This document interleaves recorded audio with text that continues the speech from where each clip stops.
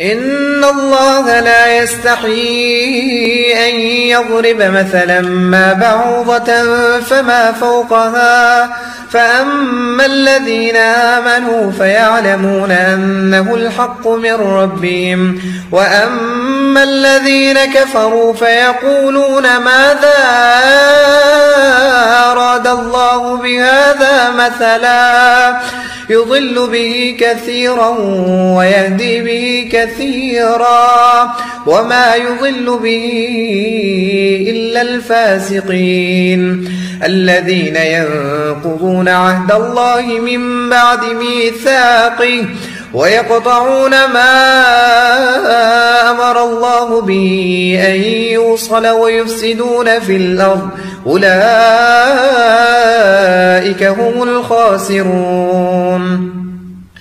كيف تكفرون بالله وكنتم أمواتا فأحياكم ثم يميتكم ثم يحييكم ثم إليه ترجعون هو الذي خلق لكم ما في الأرض جميعا ثم استوى إلى السماء فسواهن 7 سماوات وهو بكل شيء عليم وإذ قال ربك للملائكة إني جاعل في الأرض خليفة قالوا وتجعل فيها من يفسد فيها ويسفك الدماء ونحن نسبح بحمدك ونقدس لك قال إني أعلم ما لا تعلمون وعلم آدم الأسماء كلها ثم عرضهم على الملائكة فقال أنبئوني بأسماء هؤلاء إن كنتم صادقين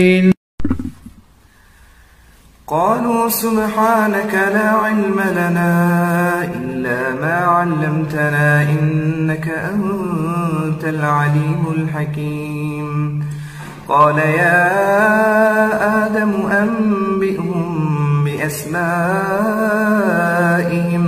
فلما